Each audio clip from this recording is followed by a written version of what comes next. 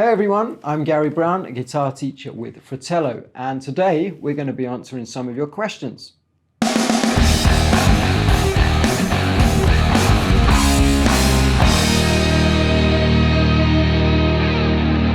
Okay guys, so for our first question, let's have a look. Help! I just picked up the guitar and I'm having trouble strumming. Well, let's have a look at strumming. Okay, so the first thing you need to worry about with strumming is posture. You'll hear me go on about this a lot. Make sure you're sitting properly. The guitar's roughly at 2 o'clock-ish, or the neck is roughly at 2 o'clock-ish, 3 o'clock, something like that. So you're nice and comfortable. Give yourself lots of space. Strum from the wrist, guys. You shouldn't be strumming like this over the guitar. You do see that happening with the country guitarists, the sort of the Eagles, those kind of guys. You see them strumming like this on stage, all from the elbow. We probably want to be avoiding that. Just give yourself a shorter rest somewhere halfway up the forearm. And what you want to be doing is keeping the wrist nice and loose and just kill the strings. Don't worry about the chords for now. When you're practicing something, just isolate that thing. Just take out the chords. That's another subject. Okay, just hit the strings like this, nice and easy from the wrist. Make sure it's nice and loose. Never grip onto the pick. Never actually overstretch anything or hold your hand in a kind of a weird way. Keep it nice and relaxed, okay? Okay, so you should also be using a very thin pick. Although they're a bit unpopular with guitarists because they make a lot of noise like this, they are actually really useful for when you're starting out and learning strumming because they don't give much resistance to the strings, which is a good thing. Now, the other thing is you don't want to hit the string too hard. You don't need to work too hard. Just tickle the strings and make sure you're nice and relaxed, nice and easy. If I grab a pick, I use a 0.88, which is on the thicker side. You can use something like a 0.46. The nylon picks are really good. I recommend them. So then once you've set up like that, short rest, nice loose wrist, nice thin pick, then you can start to add some rhythms. For example, you could try this. Down, down, down, up, down, down, down, down, up, down. If you read music, that's crotchet, crotchet, quaver, quaver, crotchet. If you're in the US, it's going to be quarter note, eighth quarter. Okay, and if you just want to count it, it's going to be 1, 2, 3, and 4. So practice rhythm, keep that nice and loose, and that should improve your strumming. Okay, so time for the next question. I was scrolling through earlier and I noticed this one, which is kind of 3 questions in one actually, but I'll go with it. I'm at that wall, can't get past learning scales to solo. We all know that feeling, right? I can't strum and riff in the same song. I'm so frustrated with it. Well, don't worry, we all get frustrated with it, no matter what level you're at. Okay, so we're going to break that question into the 3 components because there really are 3 questions there. First of all, scales for soloing. Okay, couple of tips from me with that really would be learn one pattern. So you might want to just stick with the one scale for now. Don't go try learning the cage system, not at this point. Just try and learn one scale, your favorite scale, usually is the A minor pentatonic. So take this pattern and try to do some nice soloing with it. And there are backing tracks on the Fretello app, and you can use those and just really practice your soloing. It's one of those things that it just takes time. If you practice it now, do your 15 minutes a day, follow your practice routine, minimum 15 minutes a day, obviously. You should record yourself, and in 6 months, you'll notice that you've improved on soloing. It's not something that you can learn by next lesson or something like that. It's kind of a longer process. So that's a separate question to the other 2, I think. Strumming and riffing in the same song, again, you've got probably 2 things going on there. So how's your strumming? Do you need to take that out and isolate that as a topic? Is your strumming really up to where you want to be? Do you need to break it down, slow it down? That could be one question. The other question is your riffing. Well, the riffing is usually single notes. You get chord riffs, obviously. Smells Like Teen Spirit is a chord riff. Generally speaking, riffs are going to be single note stuff. Now, if you're going to play riffs in songs, like Hendrix would play a few chords and then play a riff, that takes time as well. That's a big subject. So my advice is break all these things down into sort of more manageable chunks. You're kind of trying to learn this and just learn this and then this and then this. Okay, so that would be my advice. Just talking about riffs, one thing, I'm just going to come up with a riff off the top of my head. Day Tripper, Beatles, because I'm a Londoner. Obviously, everyone asks me if I play the Beatles all the time. So I think probably teaching a riff like Day Trip or learning a riff like Day Trip, it goes like this.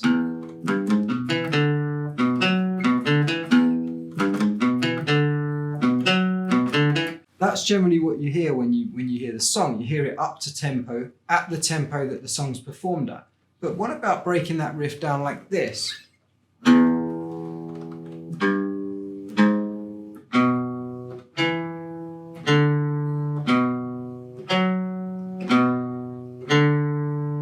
So I've taken the rhythm out completely removed any rhythm. I'm just playing one note after the other. And here's the key, I'm doing it slowly. Forget the tempo. If you're learning to drive, the first lesson, you're not going to go 70 miles an hour down the street. You're going to take it nice and easy, 10 miles an hour. It gives you time to think. It gives you time to learn. That's what you should be doing. Break everything down slowly and practice it like that. Hope this helps. Okay, everyone, next question. So let's have a little look through. We've got quite a lot of questions. Some really good questions here from our users. I have trouble hearing chord changes and knowing which chords to go to. This is really an ear training question, I guess. It's really a good idea to listen to songs and learn these typical sequences, which actually came up in the last question as well.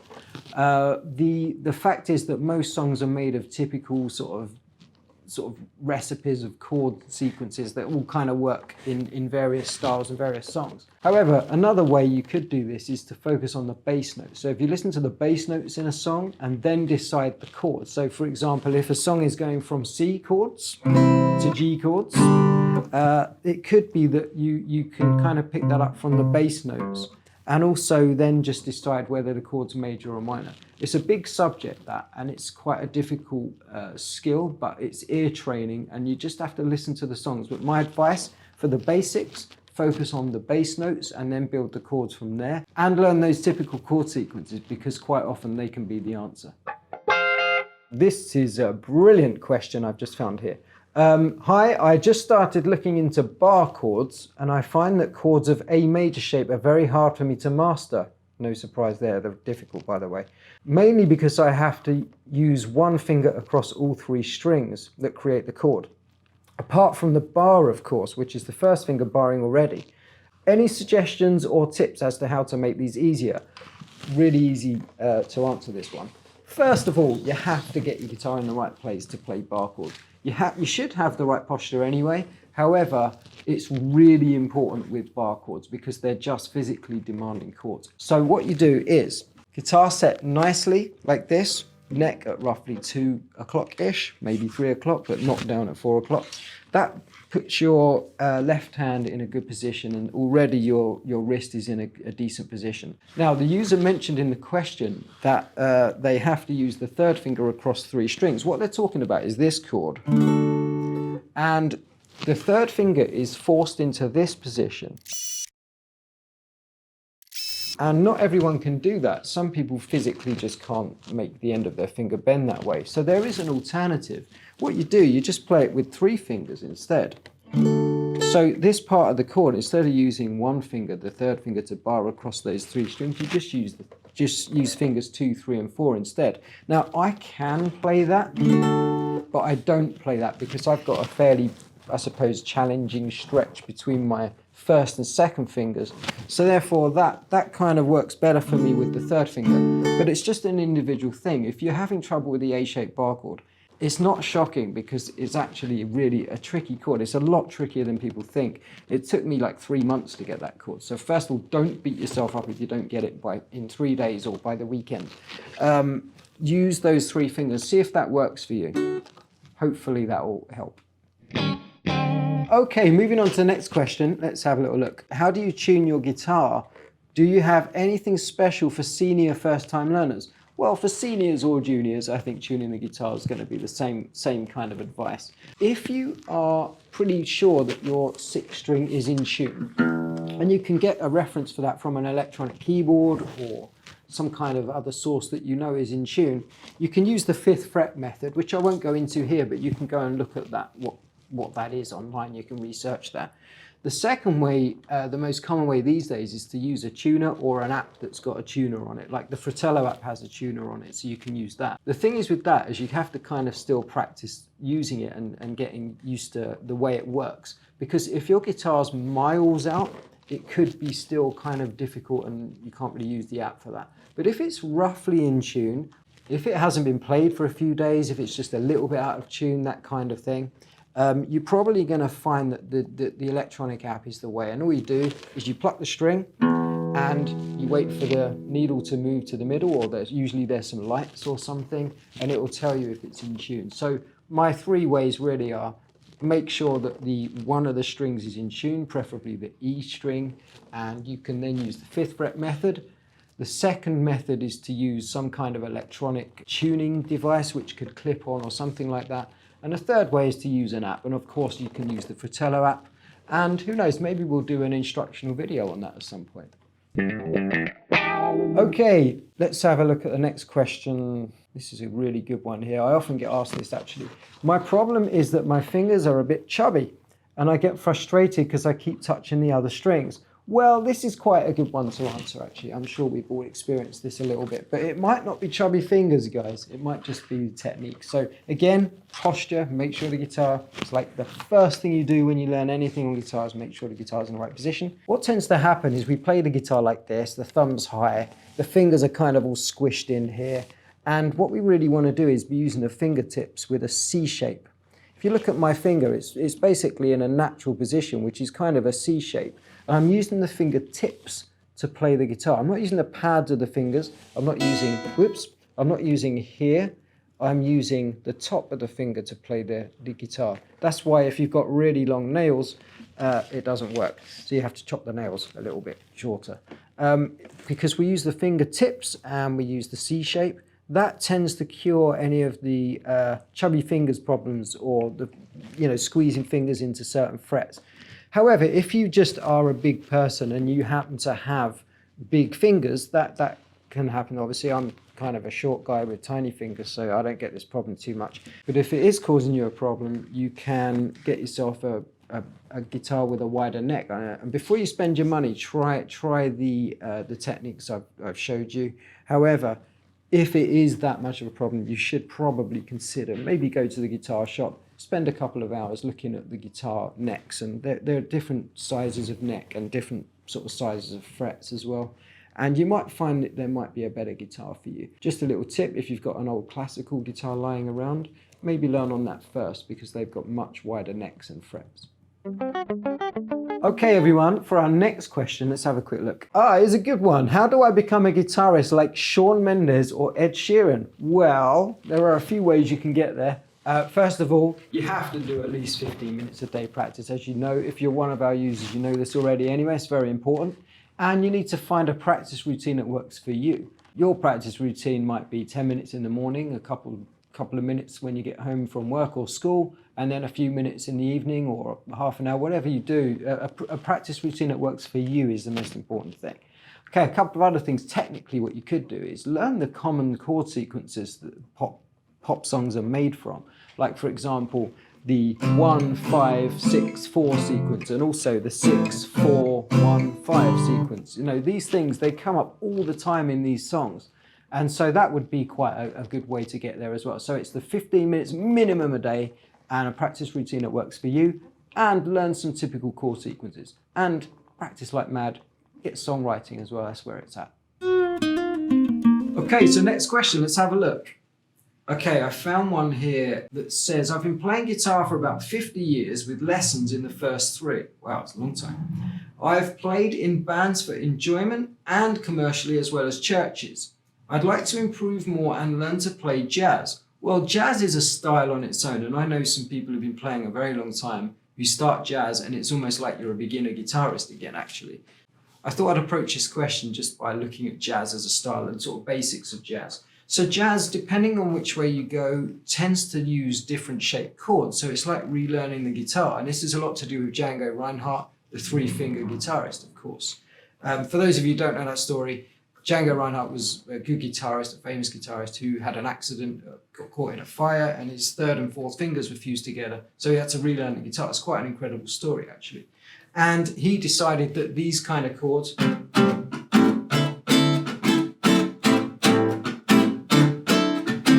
they were kind of useful because he had to relearn the guitar with 3 fingers, so it reshaped all the guitar chords. So these have become very common in jazz because he was such an influence on jazz. This has become a massive part of the repertoire. So you learn all these 3-finger chords, and then you go and learn a few standards. So first standard, page 1 of how to be a jazz guitarist is learn autumn leaves. It's basically the A minor 7th, and you can play it with the normal, the sort of standard chords, the bar chords like this, to D7, to G major 7th, and then to C major 7th. You can learn it that way, or you can relearn it with the jazzy 3-finger chords. And so my advice is have a look at the chords, learn a few of the basic ones, learn a couple of easy jazz standards, including Autumn Leaves, maybe Have You Met Miss Jones as well as a good one, and go from there. Okay, next question. I'm 58 years old and pretty new to guitar. I'm having some pain in my fretting hand while practicing. Any tips for this? Well, it's important, really important point, and a really, really great question.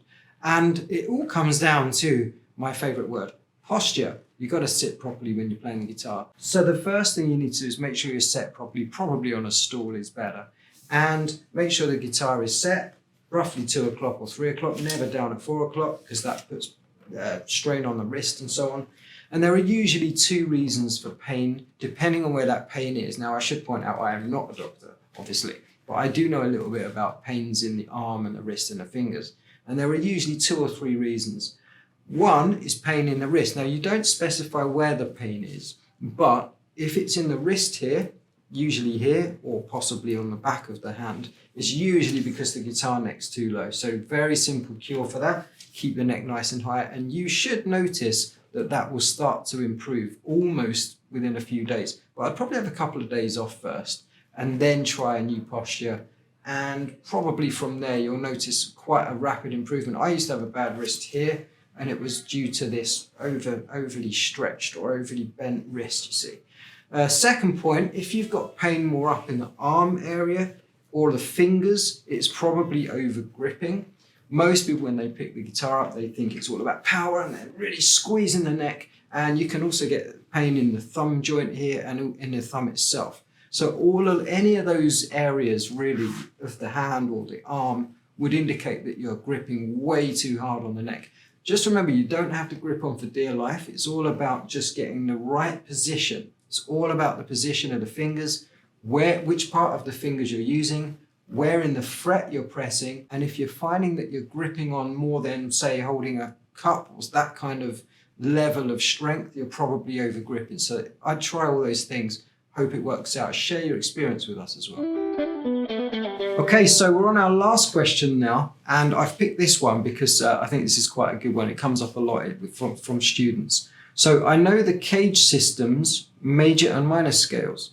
Now I would like to go up and down the fretboard. The cage system, for those of you who don't know, says that there's a C shape, an A shape, a G shape, an E shape, and a D shape for everything. And there's usually these sort of 5 patterns for chords, or 5 shapes for chords and 5 patterns for scales. This is kind of how we learn to go up and down the neck. However, once you've learned the 5 patterns, there's an awful lot of work there. There's a lot of years of practicing. You're following your practice schedule and your practice routine. That's going to take a long time to use all 5 of those. So I wouldn't bite off too much of that massive chunk at this point. What I would do, I'd use pattern 1, pattern 2, put them together, work on that for a good few weeks, could even be longer than that. I would normally recommend longer than that, but just get really used to 2. Then you can go from pattern 2 to 3. So you're using pattern 2 again, but connecting it to 3. So you've got this commonality. Then eventually, after a couple of months or a few weeks or whatever you feel comfortable with, you can go from pattern 3 and add pattern 4. But the point I'm making is only focus on 2 at a time. Try not to go through all 5 because that can be a little bit overwhelming. Second point, look for phrases, look for licks that can't be played in one, but can be played in the other. Okay, I can think of one here. So I've got my first pattern of blues, A blues. Okay, there's a little lick in here which I like using, which is this. That is hard to play in the second pattern, which is this. You can play it here, but the fingering's a bit awkward, so it's nice over here in the third position. So look for phrases like that that can be played in one scale or one pattern, but not in the other. And then I'll tell you what you could do, which is a really fun thing. You can look for little phrases that slide between the two patterns. So for example, okay, so you've got this little the little phrase I just played, sliding up to the next pattern. So you've incorporated two patterns with one phrase. That kind of thing, just breaking it down, looking at little phrases that work between the patterns, that's my advice. What questions do you have about learning guitar? Let us know in the comments below. Until next time, keep rocking.